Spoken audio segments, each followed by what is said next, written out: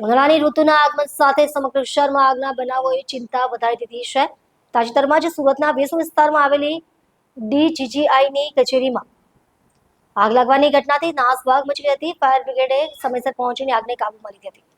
ભીષણ આગ લાગતા મહત્વપૂર્ણ દસ્તાવેજો રાખ બન્યા. અચાનક લાગેલી આ ભીષણ આગમાં કચેરીના અનેક મહત્વપૂર્ણ દસ્તાવેજો સંપૂર્ણપણે રાખ બની ગયા છે. આગની સૂચના મળતા જ ફાયર બ્રિગેડની ટીમ ઘટના સ્થળે દોડી આવી હતી અને તાત્કાલિક કામગીરી શરૂ કરી હતી. ફાયરમેનની કામગીરીને કારણે આગને અન્ય વિસ્તારોમાં ફેલાતા અટકાવીને કાબૂમાં લેવામાં સફળતા મળી હતી.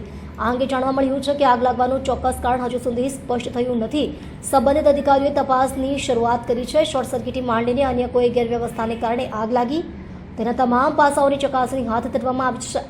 ઘટનાએ સરકારી કચેરીઓમાં અગ્નિશમન અને સુરક્ષા વ્યવસ્થાઓ અંગે મોટા પ્રશ્નો ઊભા કર્યા છે. આવી સંવેદનશીલ કચેરીમાં આગ સુરક્ષાની ઉપેક્ષા શા માટે થઈ? શું ફાયર સેફ્ટીના ધોરણોનું પાલન નહોતું થતું?